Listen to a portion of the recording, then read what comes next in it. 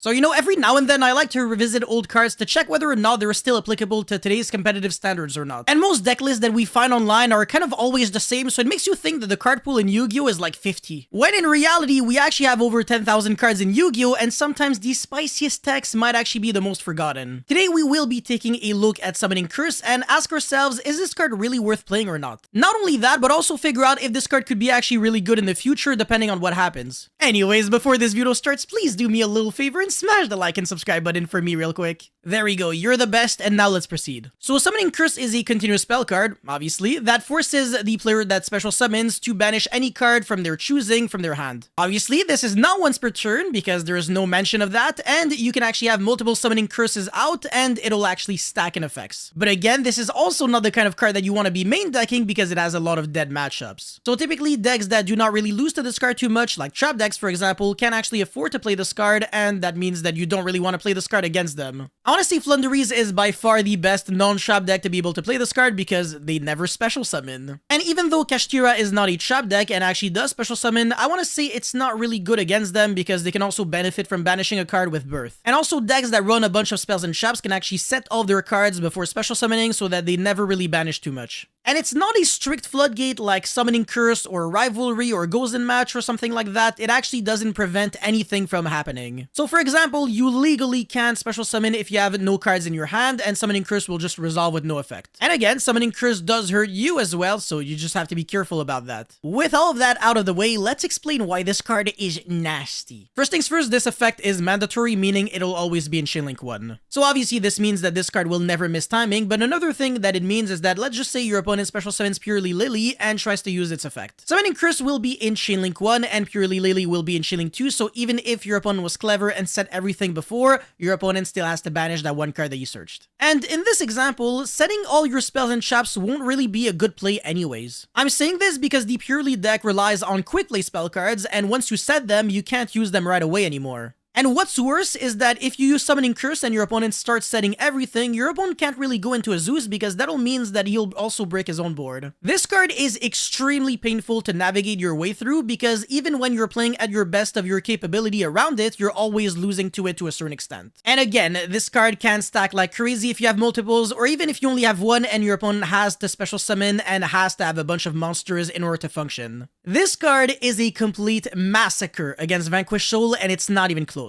They need several monsters in hand to be able to play because they need attributes in order to make their Vanquished Soul monsters function. So without, cards in hand, they can never really do anything. So if you have like 2 Summoning Curses out and they just summon the Link 1, then they have to banish 2 cards, and then they special summon another monster, banish another 2 cards, special summon another monster, and at this point they're just running out of cards. And I can't really think of any Floodgate that actually can stack, so this one might just be an exception to the rule. And again, albeit not being a strict Floodgate, this card does discourage your opponent from special summoning, and that's something that you want in case you bricked, for example. You can literally just afford to activate this card past turn, and your opponent pretty much cannot kill you. Forcing your opponent to play slowly and maybe just normal summon a monster, maybe special summon one monster, attack, and pass turn is kind of like exactly what you want. And let's just say maybe you're scared of Lightning Storm and Duster, you can link summon for Barricade Borg Blocker, and that actually will protect your Summoning Curse. So yeah, it is always a decent card to take into consideration and reflect upon every single format. Who knows, maybe we will be getting a Vanquished Soul format sometime soon, and in case we do, you already know how to beat them now. Anyways, that's all I had for this video, guys. Thank you so much for watching. Let me know your thoughts about this card in the comment section below. As always, don't forget to like and subscribe.